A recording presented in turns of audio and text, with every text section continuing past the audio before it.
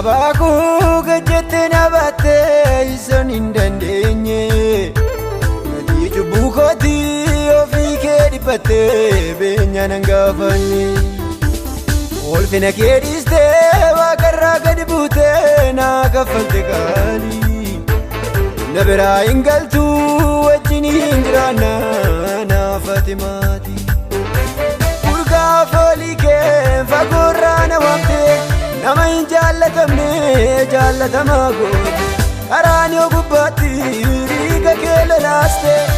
Yesus koti tola na fayyiske Tolam fayye Yesusini tolam fayye Tolam fayye Yesusini tolam fayye Tolam fayye Yesusini tolam fayye Tolam fayye Yesusini tolam fayye Tolam fayye Yesusini tolam fayye Tolam fayye Yesusini tolam fayye Yesusini tolam fayye Tolam fayye Yesusini tolam fayye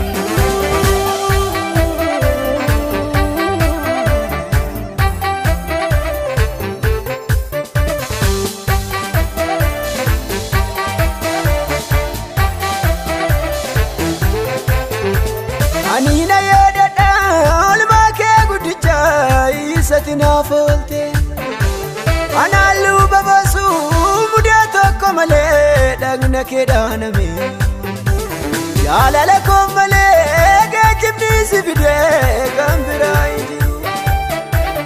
Oda kona dute lubuko ambiste kanakka kenjiru Mudain kabduati narabaste kankogati Situmure aldure undumasa sibidera Yesus gani Mudain kabduati narabaste kankogati Situmure aldure undumasa sibidera Yesus galata Tolam fayye Yesusini tolam fayye Tolam fayye Yesusini tolam fayye Tolam fayye Yesusini tolam fayye Tolam fayye Yesusini tolam fayye Tolam fayye Yesusini tolam fayye Tolam fayye Yesusini tolam fayye Tolam fayye Yesusini tolam fayye Tolam fayye Yesusini tolam fayye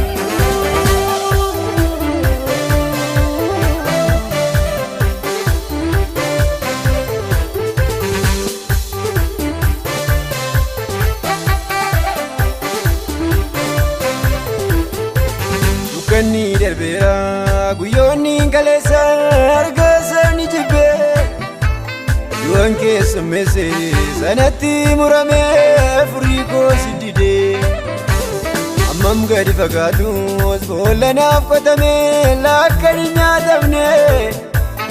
Du'a mootee kaate tokkicha koo Yesuus mirga kee naa laatte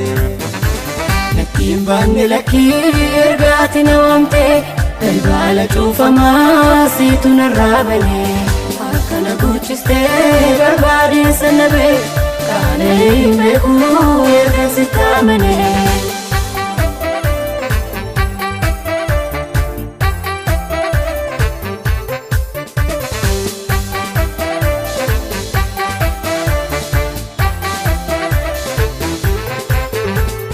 Dura deemaa jireenya koo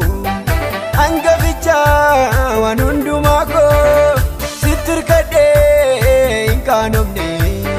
Duuti hamaa nan arganne Duuti hamaa nan arganne Dura deemaa jireenya koo Angaficha waan hundumaa koo sittirkadhee hin qaanofne Duuti hamaa nan arganne Duuti hamaa nan arganne